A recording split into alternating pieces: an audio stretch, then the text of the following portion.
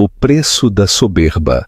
A história de Isabela de Castro. Um homem com um império multimilionário, um titã da indústria. Ele acreditava que a sua riqueza era uma chave dourada que podia abrir qualquer porta e resolver qualquer problema. Quando carregou a sua linda e muito mais jovem amante para a sala de emergência, com a vida dela a desvanecer-se nos seus braços, ele estava pronto para assinar um cheque por todo o hospital, se fosse necessário. Exigiu o melhor porque podia pagar, mas no corredor frio e estéril, sob o zumbido das luzes fluorescentes, ele aprenderia uma lição devastadora. O poder que ele exercia era um brinquedo de criança, comparado a uma força silenciosa e invisível que nunca soubera que existia. O seu dinheiro não significava nada ali, e a única pessoa que ele havia desconsiderado durante anos estava prestes a destruir todo o seu mundo. Os pneus do Aston Martin de Dom Miguel de Noronha chiararam ao desviar para a baía de ambulâncias do Hospital Central de Santa Rita, ignorando a buzina de uma ambulância que se aproximava e as indicações frenéticas de um guarda de segurança. A ele não lhe importava. As regras, as pequenas formalidades que governavam a vida de outras pessoas eram meras sugestões para ele. "Preciso de um médico agora", gritou, a sua voz acostumada à obediência instantânea. Nos seus braços estava Beatriz Antunes, o seu rosto habitualmente vibrante, agora da cor de linho desbotado. A sua respiração era superficial. Uma única palavra aterradora havia-lhe escapado há 10 minutos. "Coragem, fica comigo, querida", rosnou ele, levantando-a. Ela parecia incrivelmente leve, tão frágil quanto um pássaro. O vestido de designer, um farrapo de seda que ele comprara em Milão, agora era apenas um adorno inútil. Entrou apressadamente pelas portas de vidro da entrada de emergência. "Tragam-me o melhor médico deste hospital, o chefe de cardiologia. Quero-o aqui em 5 minutos, ou comprarei este edifício inteiro, e o vosso primeiro ato como meu empregado será demitir-vos." A ameaça flutuou no ar, pesada e grosseira. Era o seu estilo. Durante 30 anos, Dom Miguel havia construído um império imobiliário no Algarve, demolindo qualquer um no seu caminho. Problemas eram resolvidos com dinheiro. A lealdade era comprada com dinheiro. Era a única linguagem em que ele realmente confiava. Uma equipa de maqueiros e um médico materializado transferiram Beatriz para uma maca. "Estou aqui, Beatriz. Pagarei por qualquer coisa. Terei quem for. Vais ficar bem", disse ele, reforçando a sua própria visão do mundo. "Eu estou no controle disto." Desapareceram por portas marcadas como reanimação. E uma enfermeira parou-o com um rosto gentil, mas firme. "Senhor, tem de esperar aqui. Precisamos avaliá-la. Por favor, dirija-se à recepção e preencha a papelada dela." Dom Miguel ficou sozinho no corredor. A adrenalina começou a recuar, deixando para trás um pânico frio. Dirigiu-se à recepção tirando a carteira. Atirou o seu cartão Centurion preto sobre o balcão. "Miguel de Noronha, a paciente é Beatriz Antunes. Não se preocupe com o seguro. Eu cubro tudo. Apenas comecem o registro dela." O jovem funcionário pegou no cartão. "A data de nascimento dela?" Dom Miguel congelou. Não fazia ideia. Ele sabia o ano do seu champanhe favorito, o corte exato do diamante que a fazia ofegar. "O aniversário dela?" 26, creio. Simplesmente procurem." Sentiu um lampejo de vergonha rapidamente substituído pela raiva. Por que deveria eu saber de detalhes tão triviais? Ele providenciava o estilo de vida, a segurança. Esse era o seu papel. Passou a hora seguinte a andar de um lado para o outro. Estava perdido no seu próprio mundo de chamadas frenéticas. Estava a mobilizar o seu exército, a fazer o seu poder atuar contra o inimigo invisível que atacava o coração de Beatriz. Enquanto dava ordens ao telefone, uma figura apareceu na entrada da sala de espera. Uma mulher. Era elegante, não da maneira ostensiva de Beatriz, mas de uma maneira profunda e intrínseca. Vestia um simples casaco de cachemira cor de creme, sobre calças cinzentas. O seu cabelo louro prateado estava preso num coque elegante. Era a sua esposa, Dona Isabela de Castro. O sangue de Dom Miguel gelou. Ele terminou a sua chamada abruptamente. "O que fazes aqui?" perguntou ele. "A minha assistente, Fátima, monitoriza a atividade das tuas contas, Miguel. Um débito de vários milhares de euros foi marcado na recepção de Santa Rita. Pensei que devia vir." "O coração dela", disse ele, as palavras sabendo a cinza. "Algo está errado com o coração dela." Isabela simplesmente assentiu. Caminhou ao lado dele e sentou-se numa das cadeiras desconfortáveis. Ela não o olhou. Simplesmente sentou-se ali. Um retrato de paciência. A sua presença era uma acusação. O contraste e a consequência, o silêncio que se instalou entre Miguel e Isabela, era um abismo cheio de 28 anos de ressentimentos não ditos. Ele sentia a sua presença plácida, como um julgamento.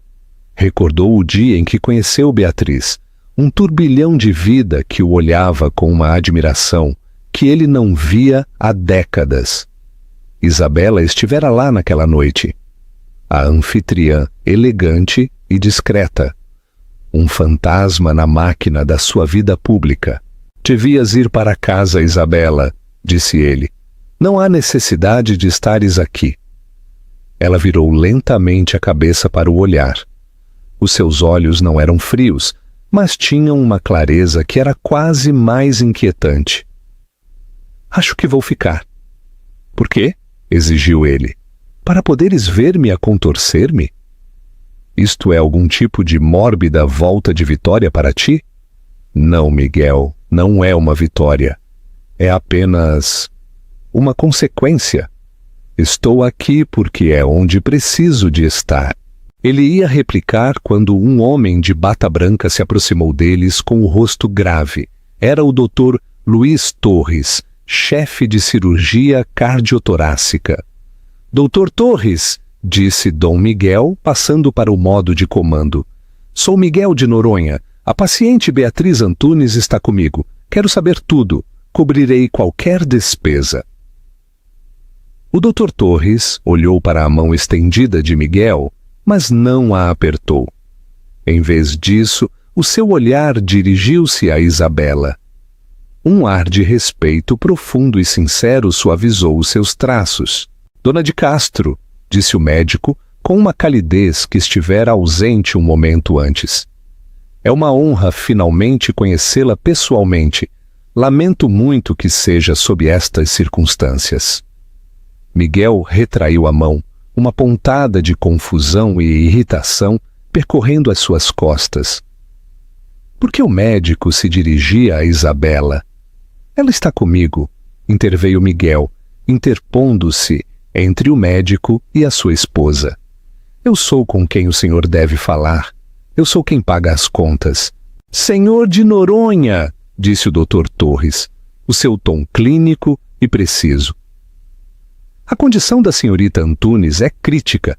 Ela precisa de uma cirurgia de substituição de válvula altamente complexa, um procedimento de Ross. É delicado e deve ser realizado nas próximas 12 horas. "Ótimo! O senhor é o melhor para o trabalho?" perguntou Miguel. "Eu sou", disse o Dr. Torres. "Simplesmente." "Então qual é o problema? Preparem-na para a cirurgia. A minha carteira de cheques está aberta." O Dr. Torres respirou fundo, olhando mais uma vez para Isabela. Uma comunicação silenciosa. "O problema, senhor de Noronha, é que isto não se trata da sua carteira de cheques. Temos um protocolo a seguir. Estava a confirmar com a Dona de Castro de acordo com as instruções específicas do benfeitor. Instruções do benfeitor? Miguel zombou, uma risada incrédula escapando dos seus lábios. Eu sou o benfeitor! Eu assumo a responsabilidade financeira! De que instruções está o senhor a falar? Isabela levantou-se, colocando uma mão suave sobre o braço de Miguel. Miguel, por favor, deixe o doutor falar. Deixe-me ser perfeitamente claro, doutor. O meu nome está em metade dos edifícios desta cidade. Quando digo que cubro os custos, significa que sou a autoridade suprema aqui.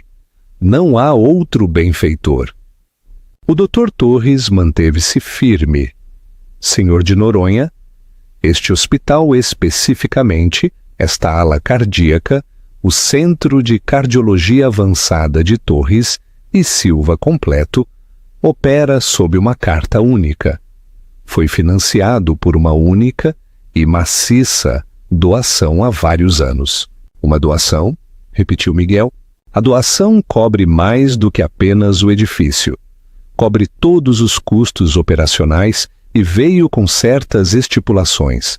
A principal é que uma lista de indivíduos, atualizada anualmente pelo Fundo Fiduciário do Benfeitor, deve receber qualquer tratamento necessário de forma preventiva e imediata, sem custo algum. O médico fez uma pausa. O nome da senhorita Beatriz Antunes foi adicionado a essa lista há 6 meses. O mundo tombou sobre o seu eixo. Beatriz. Numa lista médica, via epizecreta. Era impossível. Quem a colocou na lista? Exigiu Miguel. O benfeitor valoriza o anonimato acima de tudo. Estamos simplesmente instruídos a agir. Já começamos a preparar o bloco operatório. A melhor equipa cirúrgica do país está a ser reunida enquanto falamos. Tudo está a ser conduzido conforme o protocolo. Miguel sentia que estava a gritar ordens no meio de uma tempestade, sem se aperceber de que o navio já estava a ser dirigido por um capitão invisível. Quem é este benfeitor? Perguntou ele, a sua voz baixando para um sussurro conspiratório. É um dos meus rivais de negócios? Isto é algum tipo de jogo? O meu único ponto de contato é através de um fundo fiduciário legal. Eu nunca os conheci, disse o Dr. Torres. Em seguida, voltou-se para Isabela. Dona de Castro, os preparativos pré-operatórios demorarão 1 hora. Depois o procedimento será de 6 a 8 horas. Temos uma sala de espera privada pronta para a senhora. A 8ª oferta mudada, estendida de forma tão pessoal e exclusivamente a Isabela, foi como um tapa. Por que continua a falar com ela? Explodiu Dom Miguel apontando para a de sua esposa. Ela não tem nada a ver com isto. Eu sou o responsável. Ele puxou o cartão preto e aproximou-o do rosto do médico. Vê isto, este cartão não tem limite. Não há problema que isto não possa resolver. O Dr. Torres nem sequer olhou para o cartão. Olhou para Miguel com uma expressão que era algo próximo de pena. Isabela levantou uma mão esguia, silenciando o médico. Colocou-se diretamente na linha de visão de Miguel. Os seus olhos calmos e azuis sustentaram os dele. Ele viu ali uma profundidade que nunca se havia dado ao trabalho de explorar. Miguel, disse ela com a voz tranquila, mas com um imenso peso, guarda o cartão. É inútil aqui. Inútil! Riu ele, um som amargo. Tu vives num mundo que este cartão construiu. Não te atrevas a dar-me lições sobre o que é ou não é inútil. Foi então que o Dr. Torres desferiu o golpe final e devastador. Olhou diretamente para Miguel com a voz clara e absoluta. Senhor de Noronha, o seu dinheiro não é necessário aqui. O senhor não tem poder nesta ala. Como tenho tentado dizer-lhe, todos os arranjos foram feitos conforme o protocolo. Ele fez uma pausa. A dona de Castro é a verdadeira benfeitora. A devastação da verdade. As palavras caíram com o peso silencioso e absoluto de uma lâmina de guilhotina. O quê? O que disse? Sussurrou Dom Miguel. Diz que sou a benfeitora, replicou Isabela. Eu dotei o Centro Torres há 5 anos. Tu? Ele soltou uma risada abafada. Com que dinheiro? O meu dinheiro? Não, Miguel, não com o teu dinheiro.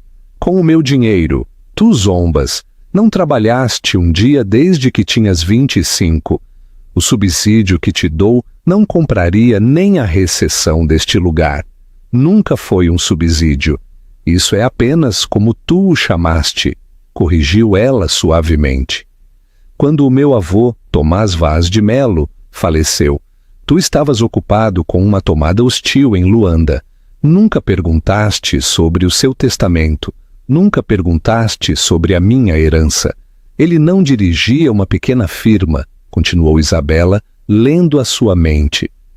Ele foi um dos primeiros investidores privados em biotecnologia.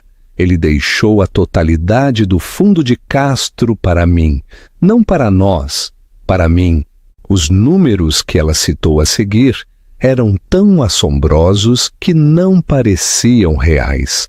Era um principado, um império silencioso e invisível de ativos que ofuscava os seus próprios holdings imobiliários alavancados e ostensivos. Mas por quê? Gaguejou ele. Porque nunca disseste nada. Estamos casados. Paraste de me ver como sócia há muito tempo, Miguel. Disse ela, expondo-o como um simples facto. Tornei-me parte do pessoal doméstico. Não precisavas da minha contribuição. Precisavas da minha obediência. O meu avô sempre me disse, nunca mostres a tua força a um homem que só valoriza a sua própria. Continuou Isabela. Enquanto tu estavas a conquistar, eu estava a cultivar discretamente. O hospital? Ofegou ele, as peças encaixando com uma clareza repugnante. Tu construíste toda esta ala. Li os artigos do Dr. Torres sobre reparação de válvulas. Eu sabia que o trabalho dele podia salvar milhares de vidas. Dei-lhe um cheque em branco. A única condição foi o meu anonimato e a criação da lista de benefetores, uma lista de pessoas que, por uma razão ou outra, sentia o dever de proteger. Beatriz, sussurrou o nome, agora sabendo a veneno. Tu puseste a Beatriz na lista. Sim, assentiu Isabela. Eu sabia sobre a condição congênita do coração dela. Eu sabia que o teu estilo de vida, o estresse de ser o teu segredo, aceleraria a condição dela. Era uma questão de tempo. Tive uma escolha: deixar que uma jovem morresse como uma vítima colateral do teu descuido, ou intervir. Eu pus a Beatriz na lista. Fiz com que se assegurasse de que quando chegasse este dia inevitável, ela estaria neste edifício com a equipa do Dr. Torres. Não o fiz por ti. Filo porque não terei uma morte na minha consciência. Isto não se trata de te humilhar, Miguel. Trata-se de eu limpar um dos teus desastres da maneira mais eficiente possível. Ele olhou para ela. A sua mente devastada, a sua raiva, o seu poder, a sua identidade, tudo se havia evaporado. Ele não era o rei nesta história, era simplesmente o desastre. Um problema previsível que a sua esposa, calma e modesta, havia resolvido de forma preventiva e devastadora. A separação final. Umas horas depois, o Dr. Torres regressou, exausto, mas triunfante. Ela está estável. A cirurgia foi um sucesso. Posso vê-la? Perguntou Miguel. Ainda está inconsciente. A dona de Castro está com ela agora. Ela pediu para ser a primeira a vê-la na UCI. Ela gere cada variável, senhor de Noronha. Cada uma delas. Miguel ficou de pé no corredor. Ele era a variável. Um problema humano previsível que Isabela de Castro, a imperatriz secreta, finalmente havia decidido gerir. Mais tarde, no quarto, Isabela estava sentada ao lado de Beatriz. Não entendo por que o fizeste, Isabela, disse Miguel com a voz rouca. Por que salvá-la? Por que não me deixar falhar? Porque a morte dela não teria servido de nada. A alternativa teria sido um escândalo imenso. A jovem amante secreta do multimilionário morre. Teria arrastado o nome dos nossos filhos, Davi e Emília, pela lama. Teria afetado o preço das ações da tua empresa. O teu caso foi uma indiscrição privada. A morte dela teria sido uma catástrofe pública.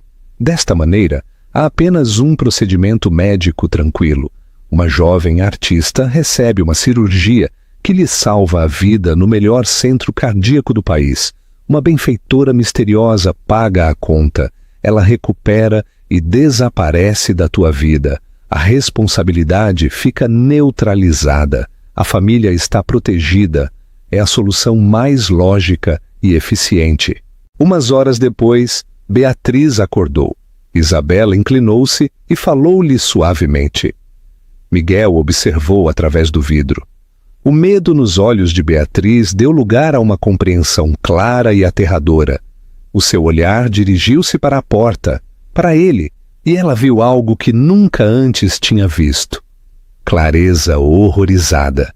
Ela estava a vê-lo pela primeira vez através dos olhos de Isabela. Isabela saiu do quarto. Ela está lúcida? Pediu-me para te dar isto. Entregou-lhe um pequeno medalhão de ouro que ele havia dado a Beatriz. Ela não quer ver-te, Miguel. Nunca mais. O fundo fiduciário encarregar-se-á da reabilitação dela. Uma bolsa para completar o seu mestrado em Belas Artes. Ela terá a sua segunda oportunidade, livre de ti. Miguel agarrou-se ao medalhão. Ele havia perdido. Havia perdido de uma maneira tão total que mal estava a começar a traçar os seus limites. Havia perdido a ilusão do seu próprio poder. Uma semana depois, Isabela convocou Miguel ao salão de jantar. Em silêncio, deslizou uma pasta de couro sobre a mesa. Os papéis do divórcio, os termos são generosos, tudo o que o mundo sabe que é teu, a companhia, a casa, as tuas contas, continua a ser teu. Eu apenas levo o que sempre foi meu. Por quê? Perguntou ele sem compreender. Depois de tudo, por que não me arruinar? Porque uma guerra seria desorganizada, replicou Isabela. E passei a maior parte do nosso casamento a limpar discretamente os teus desastres, Miguel. Recuso-me a permitir que o nosso divórcio se torne o teu último e mais espetacular. Isto não é um castigo, é uma saída. É tarde, disse ela com a voz suave, mas absoluta. O que sentes não é um desejo de me ter de volta. É o choque de um rei ao descobrir que a sua coroa é de papel. Não estás de luto por mim. Estás de luto pela perda do teu próprio poder percebido. Com a mão trêmula, Dom Miguel de Noronha assinou o seu nome, reconhecendo o fim do seu casamento e o fim da ilusão em que vivera durante tanto tempo. Adeus, Miguel, disse Isabela. Em seguida, virou-se e saiu do quarto, os seus passos a ecoarem fracamente na grande casa vazia. Ele ficou sozinho na cabeceira da mesa, um rei destronado num castelo oco, o silêncio, a sua única companhia. Epílogo: a quietude do império. A estabilidade da matriarca. Após o divórcio, a vida de Dona Isabela de Castro assentou numa quietude poderosa. Ela nunca se apresentou como CEO, nem procurou a fama que a sua fortuna podia comprar. Em vez disso, focou-se em gerir o fundo de Castro com uma precisão e visão de longo prazo assombrosas. O Centro de Cardiologia Avançada de Torres e Silva tornou-se um farol de excelência médica global, sempre a operar sob a estrita e anônima supervisão de Isabela. O Dr. Luiz Torres tornou-se um colega de confiança a gerir o aspecto público, enquanto Isabela dirigia a estratégia de financiamento silenciosa. Quanto a Dom Miguel de Noronha, a perda do seu poder percebido havia-lo deixado vazio.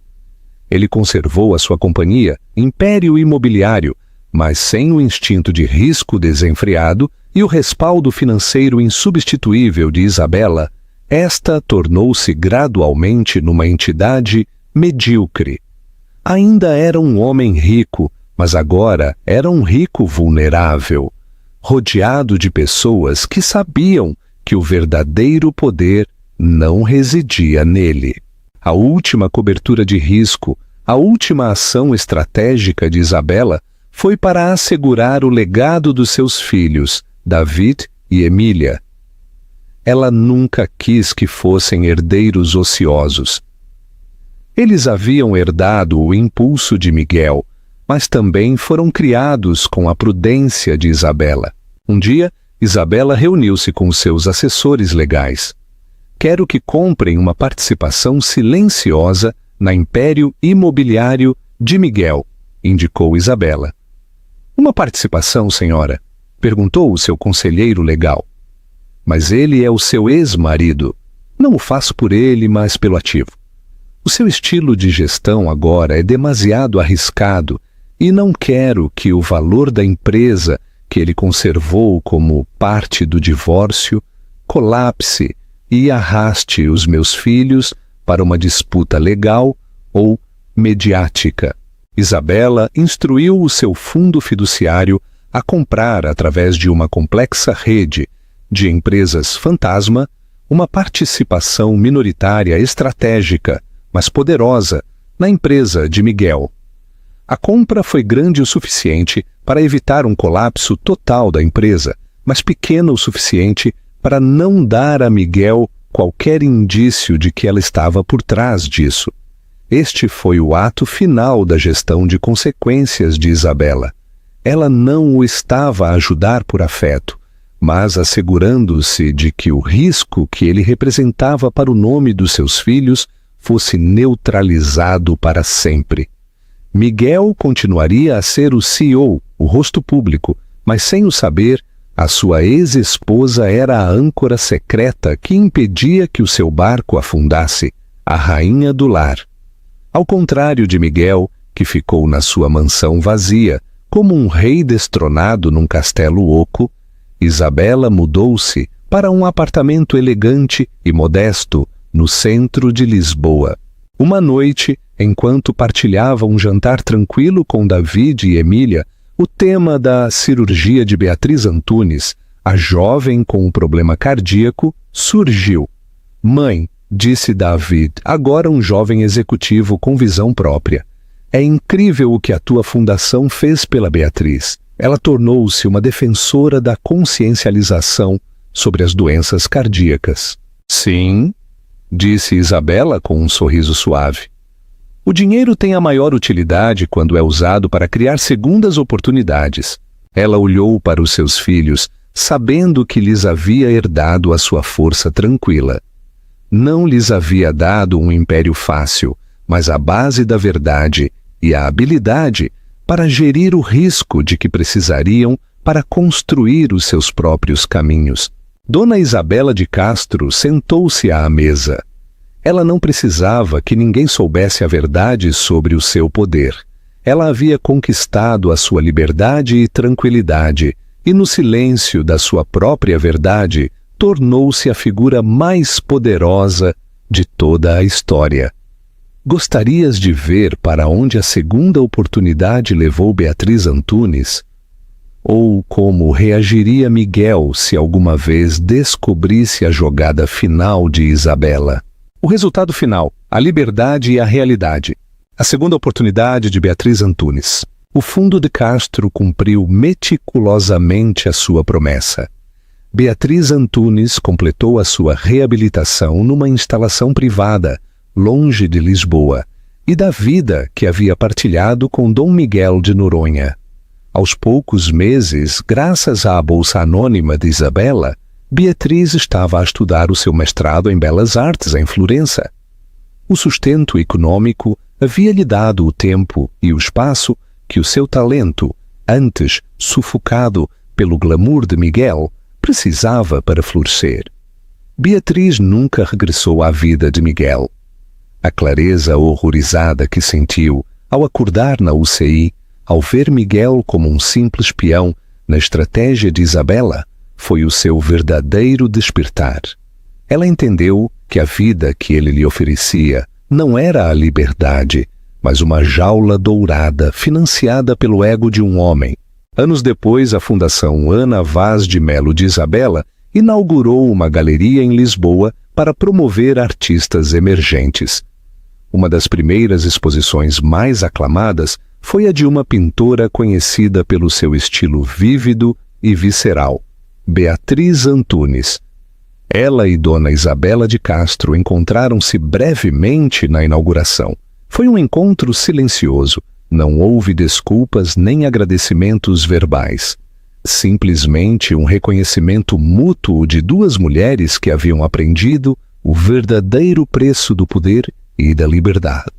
Beatriz havia recebido a sua segunda oportunidade e havia-a convertido no seu próprio sucesso. A última revelação de Miguel. Enquanto isso, a vida de Dom Miguel de Noronha havia estabilizado numa mediocridade aborrecida. A sua empresa, Império Imobiliário, estagnou. Ainda era rico, mas os seus projetos careciam do fator audaz que o havia definido. Um dia, enquanto revisava os livros de contabilidade da empresa para um empréstimo menor, o seu novo equipa financeiro, menos competente, cometeu um erro. O relatório mostrou uma participação minoritária enigmática na Império Imobiliário, ligada a uma firma offshore na Suíça, Fundo Carvalho Dourado. Miguel investigou a firma suíça.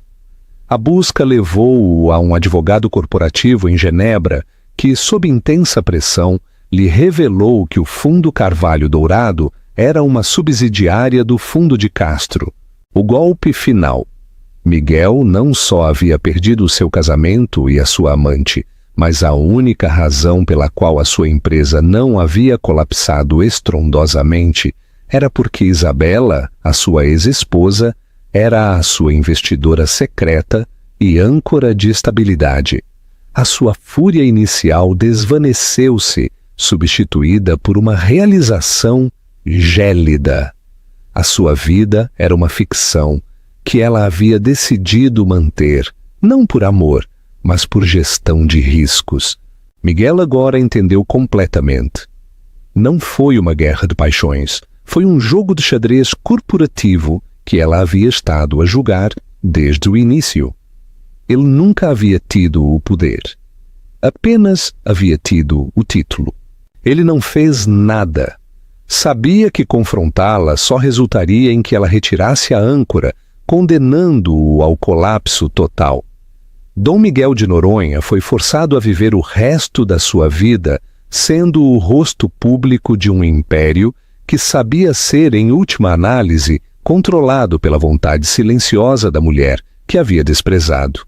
O seu castigo foi a consciência eterna da sua própria irrelevância. A história de Dona Isabela de Castro está selada com o triunfo da sua discrição e a liberdade de Beatriz. Gostarias que terminássemos com esta saga ou tens algum outro rumo em mente? Que bom! Fico contente que queiras explorar as consequências finais desta história. Vamos ver o desfecho de Beatriz Antunes e o que sucederia se Dom Miguel finalmente atasse os cabos soltos da jogada mestra de Isabela. O resultado final. A liberdade e a realidade. A segunda oportunidade de Beatriz Antunes, o Fundo de Castro. O Fundo de Castro cumpriu meticulosamente a sua promessa.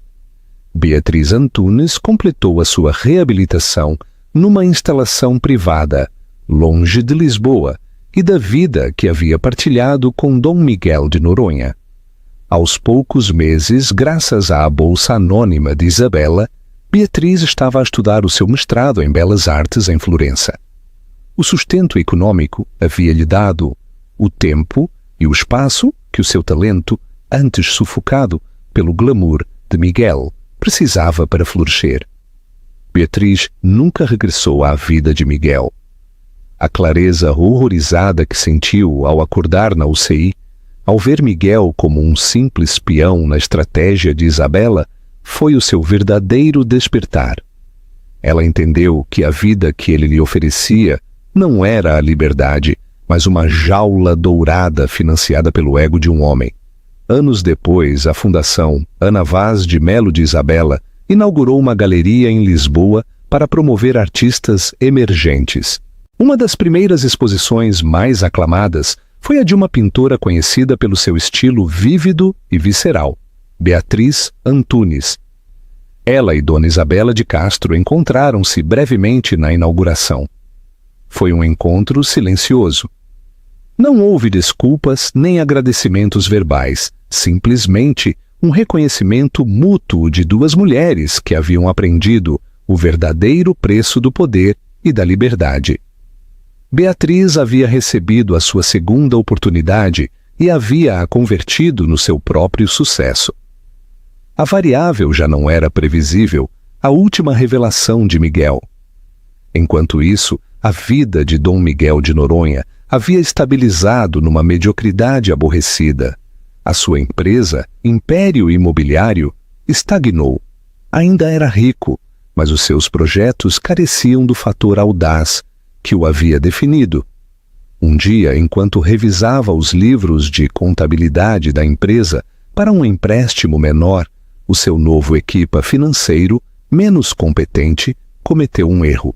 O relatório mostrou uma participação minoritária enigmática na Império Imobiliário, ligada a uma firma offshore na Suíça, Fundo Carvalho Dourado. Miguel investigou a firma suíça. A busca levou-o a um advogado corporativo em Genebra, que, sob intensa pressão, lhe revelou que o Fundo Carvalho Dourado era uma subsidiária do Fundo de Castro, o golpe final. Miguel não só havia perdido o seu casamento e a sua amante, mas a única razão pela qual a sua empresa não havia colapsado estrondosamente era porque Isabela, a sua ex-esposa, era a sua investidora secreta e âncora de estabilidade. A sua fúria inicial desvaneceu-se, substituída por uma realização gélida. A sua vida era uma ficção que ela havia decidido manter, não por amor, mas por gestão de riscos. Miguel agora entendeu completamente. Não foi uma guerra de paixões, foi um jogo de xadrez corporativo que ela havia estado a jogar desde o início. Ele nunca havia tido o poder. Apenas havia tido o título. Ele não fez nada. Não sabia que confrontá-la só resultaria em que ela retirasse a âncora, condenando-o ao colapso total. Dom Miguel de Noronha foi forçado a viver o resto da sua vida sendo o rosto público de um império que sabia ser, em última análise, controlado pela vontade silenciosa da mulher que havia desprezado. O seu castigo foi a consciência eterna da sua própria irrelevância. A história de Dona Isabela de Castro está selada com o triunfo da sua discrição e a liberdade de Beatriz. Gostarias que terminássemos com esta saga? Ou tens algum outro rumo em mente? Absolutamente. É um prazer continuar com este fecho épico. Vamos oferecer um epílogo final que sela o destino de Isabela e sublinha a lição que toda a alta sociedade de Lisboa aprenderia dela. O toque do testamento da soberana, um novo círculo de poder. Passaram quase 10 anos desde que Dom Miguel de Noronha descobriu a verdade sobre a âncora secreta da sua companhia. Viveu cada dia com a consciência atormentada de ser uma fraude à mercê da sua ex-esposa. Dona Isabela de Castro, por sua vez, movia-se em esferas de influência que nada tinham a ver com a ostentação dos negócios imobiliários. O seu círculo de amizades era formado por líderes acadêmicos, filantropos genuínos e cientistas, pessoas que valorizavam a inteligência e a eficácia, não a riqueza. Numa gala da Fundação Torres, a ala cardíaca, onde ela continuava a ser a benfeitora anônima, encontrou-se com Beatriz Antunes. Beatriz, agora uma artista de renome e patrocinadora da sua própria Fundação de Saúde Cardíaca, aproximou-se de Isabela. Dona de Castro, disse Beatriz com profunda gratidão, eu sei que a senhora é a razão. A senhora deu-me a minha vida e eu usei-a. Fico feliz por te ver, Beatriz, respondeu Isabela com um raro sorriso. O verdadeiro presente não foi a cirurgia, mas a liberdade que obtiveste para te tornares quem devias ser. A mulher que Miguel havia visto como um troféu e um passatempo era agora uma aliada silenciosa de Isabela. O mundo de Isabela era um universo de mulheres poderosas que ela havia resgatado ou empoderado. A lição de Lisboa. O último ato deste drama desenrolou-se na esfera pública, não em privado. Um relatório de mercado da Império Imobiliário, a companhia de Miguel, revelou que, apesar das aparências, o seu crescimento havia estagnado por completo. A imprensa começou a suspeitar que o Titã havia perdido o seu toque. Foi então que Isabela fez o seu único movimento público. Anunciou que o Fundo de Castro venderia a sua participação na Império Imobiliário. A venda não foi uma liquidação, foi uma transferência estratégica para uma corporação rival, mais jovem e agressiva.